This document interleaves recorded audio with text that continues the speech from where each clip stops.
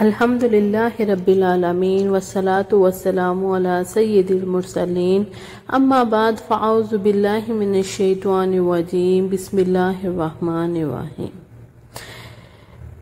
نیا اسلامی سال جو کہ شروع ہو چکا ہے 1446 ہجری، نبی پاک صلی اللہ علیہ وسلم پر درود پاک پڑھتے ہیں اور پھر اس کے بارے میں کچھ بات کرتے ہیں۔ اللہم صلی علی محمد وعلی آل محمد کما صلیت علی ابراہیم وعلی آل ابراہیم انک حمید مجید۔ محرم کہنے کی وجہ اسلامی سال کا پہلا مہینہ محرم ہے۔ اس ماہ مبارک کی حرمت کی وجہ سے اسے محرم کا نام دیا گیا۔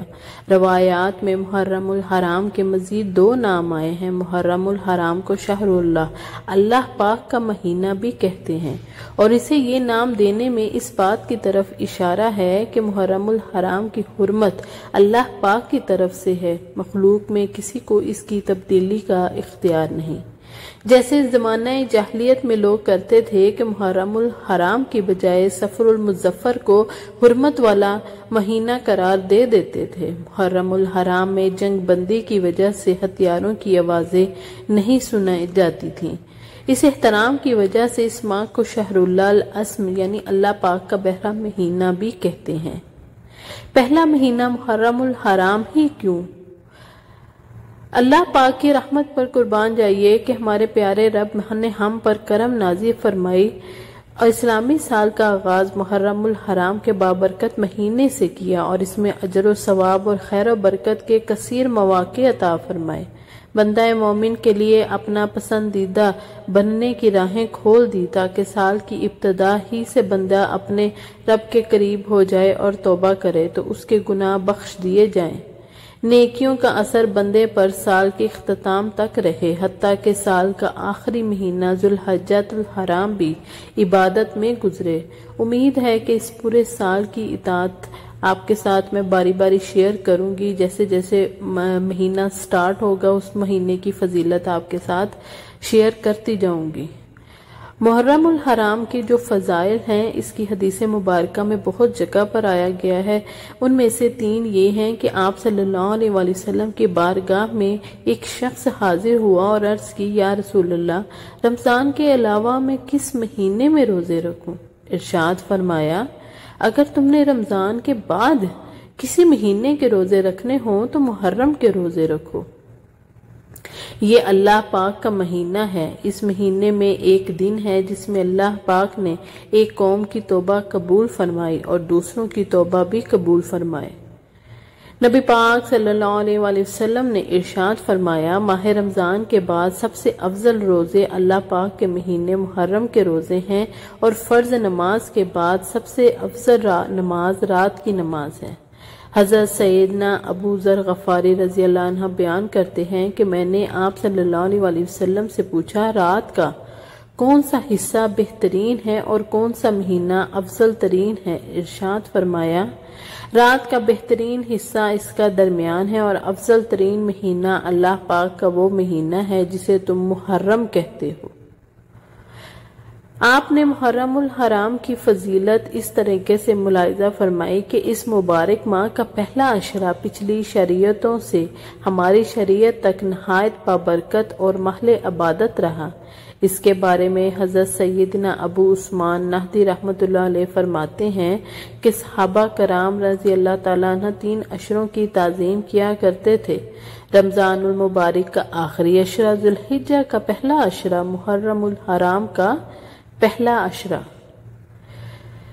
یوم عاشوراء، اس مبارک ماہ میں 10 محرم الحرام کو خصوصی اہمیت حاصل ہے، اسے یوم عاشوراء کا نام سے جانا جاتا ہے۔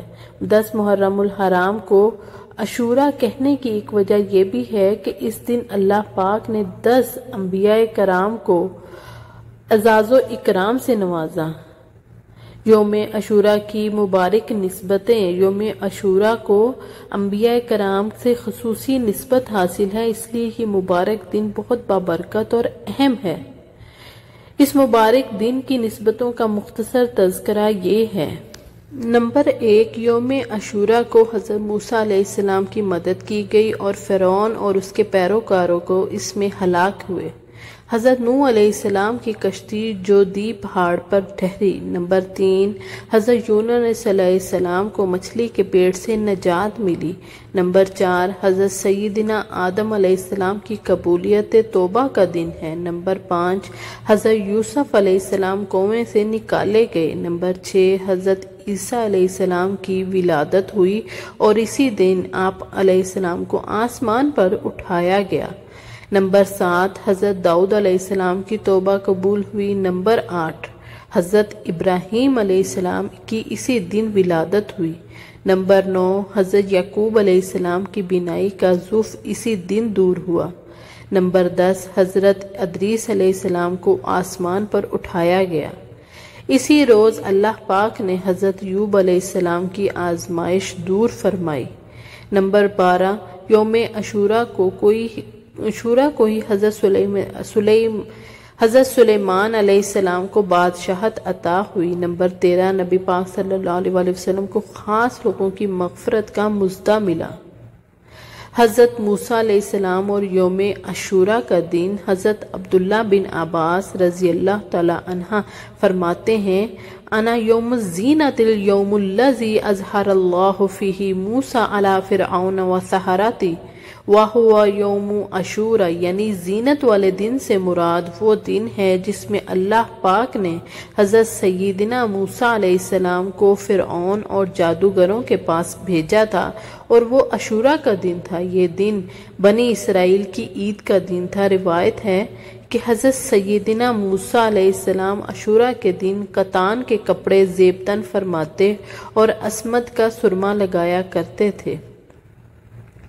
زمانہ جاہلیت میں قریش یوم عاشوراء کا روزہ رکھتے۔ نبی پاک صلی اللہ علیہ وآلہ وسلم بھی اس دن کا روزہ رکھتے تھے، اور اسی دن کعبۃ اللہ شریف کا غلاف تبدیل کیا جاتا تھا۔ خیبر اور مدینہ منورہ میں یہودیوں کی بہت بڑی تعداد آباد تھی، چونکہ ان کا تعلق بنی اسرائیل سے تھا، اور بنی اسرائیل میں نے یوم عاشوراء ہی کو فرعون سے نجات پائی تھی، لہٰذا اس دن کو بطور عید منایا کرتے اور روزہ رکھا کرتے۔ جب آپ صلی اللہ علیہ وآلہ وسلم مدینہ منورہ تشریف لائے تو آپ نے دیکھا یہودی بھی عاشوراء کے دن روزہ رکھتے ہیں۔ آپ صلی اللہ علیہ وآلہ وسلم نے استفسار کیا، آج کے دن روزہ کیوں رکھتے ہو؟ یہودیوں نے عرض کیا، یہ عظمت والا دن ہے، یہ وہ دن ہے جس میں اللہ پاک نے بنی اسرائیل اور حضرت موسیٰ کو ان کے دشمن سے نجات دی، تو حضرت موسیٰ علیہ السلام نے شکرانے میں اس دن کا روزہ رکھا تھا، اور ہم بھی اس دن کا روزہ رکھتے ہیں۔ آپ صلی اللہ علیہ وآلہ وسلم نے ارشاد فرمایا، تمہاری نسبت موسیٰ سے میرا تعلق زیادہ ہے۔ چنانچہ آپ صلی اللہ علیہ وآلہ وسلم نے اس دن روزہ رکھا اور لوگوں کو روزہ رکھنے کا حکم ارشاد فرمایا۔ حضرت سیدنا ہند بن حارثہ رضی اللہ عنہ سے مروی ہے کہ ایک مرتبہ عاشوراء کے دن کے روز نبی پاک صلی اللہ علیہ وسلم نے مجھے ارشاد فرمایا، اپنی قوم کو جا کر حکم دو کہ وہ آج کا روزہ رکھے۔ میں نے عرض کی، اگر میں انہیں کھاتا پاؤں تو کیا ارشاد عالی سناؤں؟ فرمایا، پھر وہ اپنا بقیہ دن روزے سے رہیں، یعنی اب شام تک کچھ نہ کھائیں۔ یہ میں نے آپ کے ساتھ کچھ عاشوراء کے روزے کی اہمیت کو بیان کیا ہے۔ انشاءاللہ میں آگے عاشوراء کا روزے کا فرض جو ہے وہ بھی بیان کروں گی، اور اس کی اہمیت بھی روزے کی آپ کے ساتھ شیئر کروں گی۔ جزاک اللہ خیر۔ آپ سب کو نیا اسلامی سال بہت بہت مبارک ہو۔